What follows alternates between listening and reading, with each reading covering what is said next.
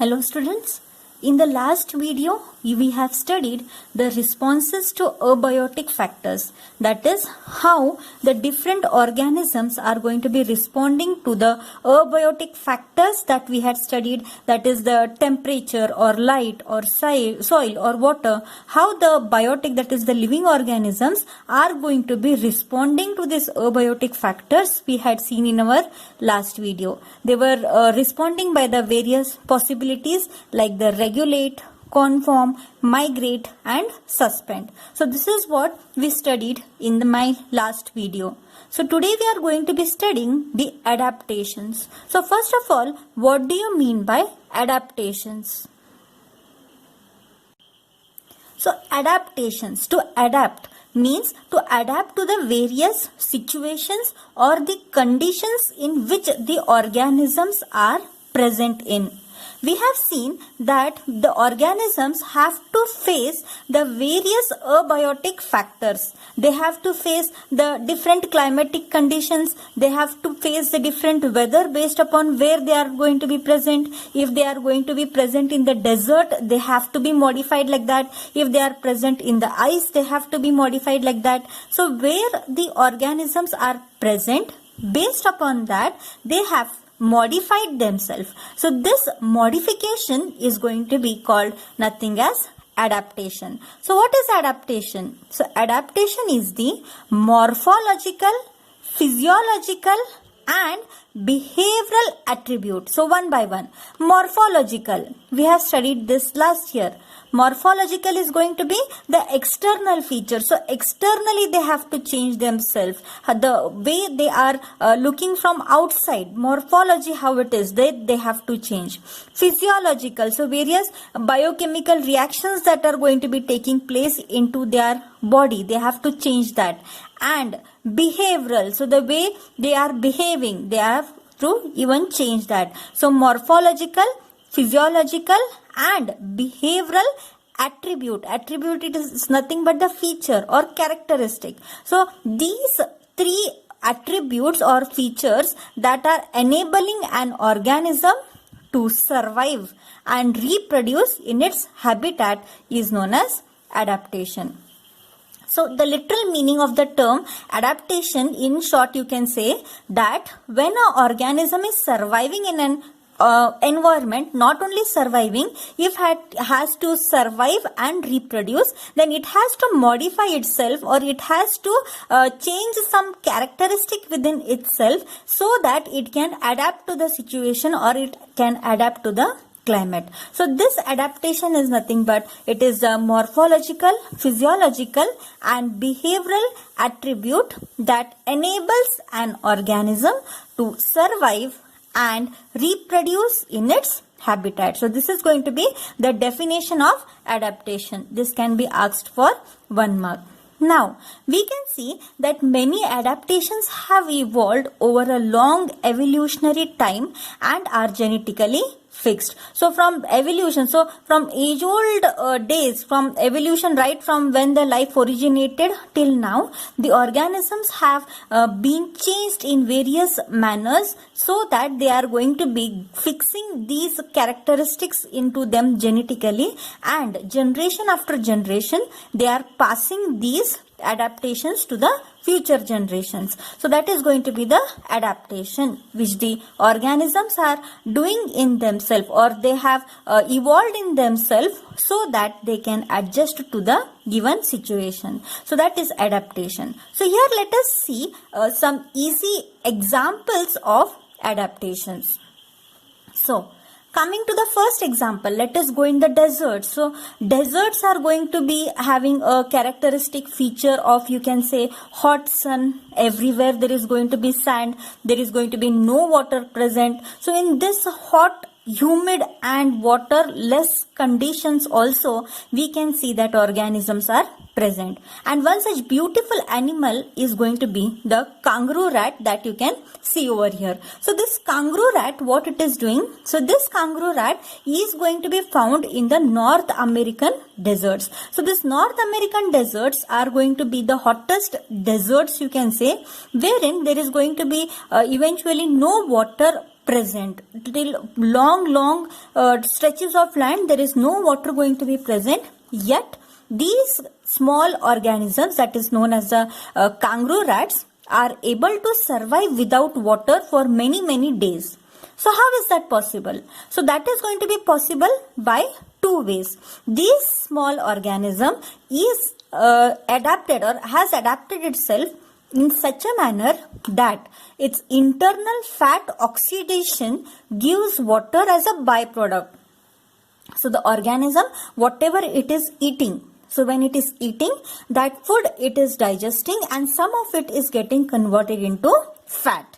That is going to be the storage food, you can say. So this fat is going to be stored into the body of the organism. So this fat, when the organism is not getting water, so this fat starts dissolving. So that is getting oxidized. So when this fat is getting oxidized, during this fat oxidation process, the water is produced within the body of the organism only. So it is not required that this organism has to get water outside. So within its body itself, by the fat oxidation, it is producing water as a byproduct. So if there is no external source of water, the internal fat oxidation gives water as a byproduct. Then the second important adaptation that this organism has done is concentration of the urine. So the urine is necessary to remove out the waste from our body. It is going to be containing more of the water and then the waste that are going to be present into our body. So this organism, what it is doing, it is excreting only the waste with a minimal volume of water. It is not removing out more amount of water from its body during urination. So it concentrates its urine so that only small amount of water is used to remove the excretory products. So by these two adaptations, this kangaroo rat is able to stay in the hot North American deserts without water for many days or many weeks also. So this is going to be the adaptation that this kangaroo rat has evolved in itself during the evolution. So this is going to be one example for the adaptation. So this is going to be about the animal. Suppose we are going to be talking about the plants. In the deserts, we can see that plants are also going to be present. So these plants, how they are going to be adapted? There is no water at all, or there is going to be very less amount of water present. So how they are adapted to survive in this desert? They have adapted themselves by, first of all, presence of thick cuticle on the leaf surface. So what is cuticle? Cuticle is nothing but the skin layer that you are going to be seeing over these desert plants. So on these desert plants, you can see that there is going to be a thick skin layer present. So this thick skin layer is nothing but thick cuticle is present on the leaf surfaces, so that whenever there is going to be hot sun falling upon it, the transpiration is going to be lessened. So what is transpiration now? Don't forget your first year knowledge. Transpiration is loss of water from the aerial parts of the plant is known as transpiration. So here, to avoid that transpiration, two things these plants are having. First of all, it is having a thick cuticle over its body, and second thing that it is going to be having is going to be the sunken stomata. So what do you mean by the sunken stomata? So stomata are going to be the appendages present on the aerial parts, especially the leaves of the plants, so that the transpiration is taking place. So in this case, if the transpiration is going to be taking place rapidly, if the stomata are present on the surface. So instead of being present on the surface, the stomata is going to be present deep within. So here this is going to be the cuticle, thick cuticle. So within this thick cuticle, deep within, we can see the stomata are going to be present. They are sunken inside. So they are going to be present in the deep pits, because of which again transpiration is going to be less. So because of the thick cuticle and sunken stomata, we can see that the water transpiration, that is loss of water through transpiration, is going to be minimized. Then, together with that, one more special ability it is going to be having, that is in the desert plants, they are having CAM pathway. So, what is this CAM photosynthetic pathway? So, in this CAM photosynthetic pathway, this pathway of photosynthesis is allowing the stomata to remain closed during the daytime. So, usually you have studied that photosynthesis is taking place in the presence of the light. So, in the presence of light, photosynthesis is taking place. So, that means the stomata should remain open during the day. But in these plants, there is going to be a special pathway because of which they can remain closed during the daytime, and they are going to be remaining open during the night time. The stomata are open during the night time. So, because of which the stomata are not getting exposed directly to the hot sun.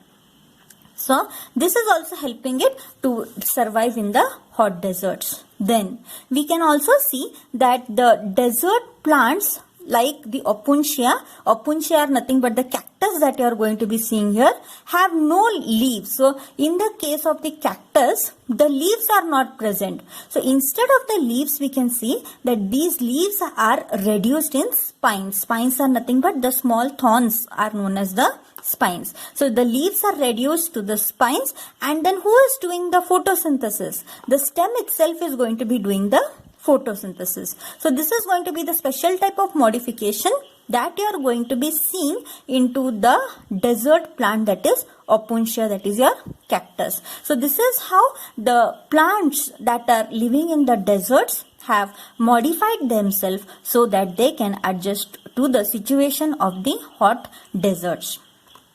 Then, coming to the mammals that are going to be staying in the cold. Now we finished the hot deserts. Now come back to the colder regions. So, the ice, where there is going to be ice, the North Pole, the South Pole. So, there also the mammals are living. So, how these mammals are living? So, here we can see these mammals that are going to be present in the colder areas are following something known as Allen's rule. So, what is this Allen's rule? Allen's rule states that mammals from colder climates have shorter ears and limbs to reduce heat loss.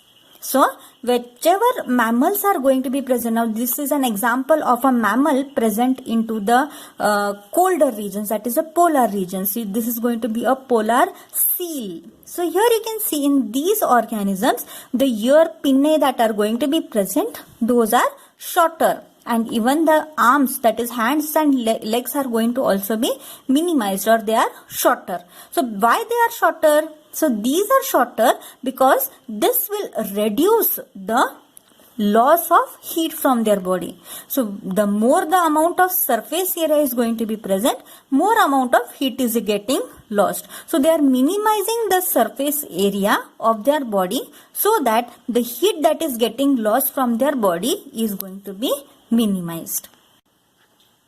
So, by this way, by reducing the loss of body heat, they are able to survive. Apart from that, there are special adaptations in special animals also. Like we have an example here, you can see that in aquatic mammals like the seal. So, as I told you, this is a seal, have a thick layer of fat that is known as blubber below their skin. So, these organisms are having a thick layer of fat. So, suppose this is going to be the skin layer.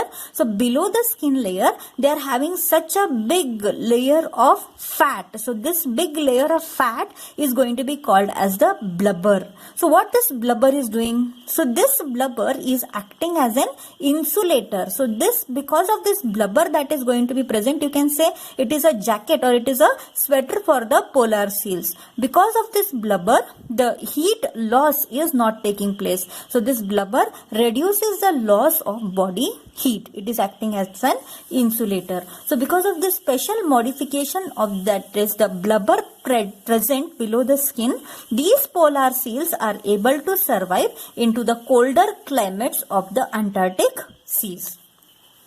So, next let us study about the altitude sickness. So, this is an adaptation that is seen in the human beings, you can say. So, here we are going to be seeing this only in a specific environment. Like for example, suppose you are going on the high mountains. Now these high mountains that are going to be there are going to be places which are above the sea level. So around 3,500 meters and more when you are going to be going towards upwards the mountains from the sea level. When you are going to higher levels, at that time we feel this altitude sickness. So what are the symptoms of the altitude sickness? So the symptoms of the altitude sickness are going to be nausea, that is vomiting sensation, heart palpitations, means the heart rate increases, and the fatigue. Fatigue is nothing but weakness. You start feeling loss of energy. So these all symptoms you are experiencing. I will give you an best example. Suppose you go on a mountain peak, high peak, and you are traveling on a pool or something, and you try to look down. So when you look down from a mountain, how do you feel? You suddenly start getting afraid. You start feeling your heartbeat has increased. So all that is nothing but the altitude sickness. So why this is taking place? So this is going to be taking place due to low atmospheric pressure. So when we are going to an higher altitude, the oxygen level goes on decreasing and the body does not get enough oxygen, because of which we face the symptoms, that is nausea, heart palpitations and fatigue. So but this is not going to be a permanent disorder, or this is not going to be a permanent sickness. Our body generally starts getting acclimatized to the situation, that is it will start getting adjusting to the situation, and the body is going to be compensating the low oxygen availability. So how our body is going to be adjusting to the low oxygen availability? It is going to be by increasing the RBC and the breathing rate. That is, you start taking heavy breath. You start breathing heavily, because of which automatically the RBC production is increased, and hence we cope up with the low oxygen surrounding. And once we get cope up, then this will decrease the binding capacity of hemoglobin, and we start to get adapted to the high altitude, and we stop experiencing the altitude sickness. So in this, what you have to remember is going to be, first of all, what is altitude sickness? It is going to be a physiological and biochemical discomfort which is experienced at an high altitude place. Then what are the symptoms? Nausea, heart palpitations and fatigue. Why it is occurring? Due to low atmospheric pressure. And how we are going to be getting recovered? By heavy breathing, which will increase the RBC number, and breathing rate will also decrease the binding capacity of hemoglobin. So because of which we will adjust to the situation.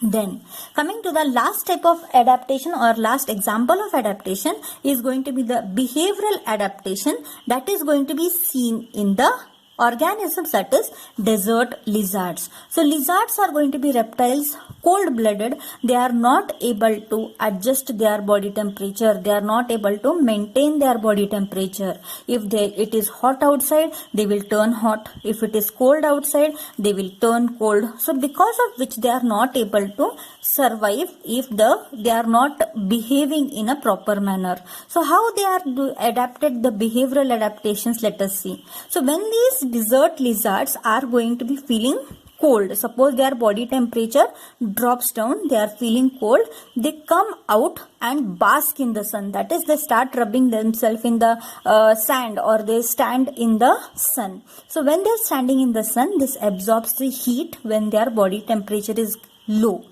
And when their body temperature starts rising, they run into the shade. So they move into the shades when that body temperature will start increasing. Again, when the body temperature starts dropping down, again they are moving into the sun. So by this manner, by behavioral adaptations, they are surviving. So this is going to be known as the behavioral adaptation. There are going to be some organisms who are also burrowing in the ground. So when they are going to be not able to survive, or they are not comfortable with the ground heat, what they do is they burrow inside the soil and they are hiding in the soil so that they can escape from the above ground heat. So these are going to be the behavioral adaptation. It is a non-genetic form It is going to be also known as a phenotypic adaptation. So we can see specifically the behavioral adaptation. The best example is the desert lizard. So these are going to be the various adaptations that you are going to be seeing in the organisms. In my next video, we are going to be seeing the next part, that is the populations. Here we finish the organisms. We have studied individuals, how the individuals are behaving, a single organism. But in my next video, we will be studying about a group of organisms, which are the populations. How these populations are behaving, let us see in my next video.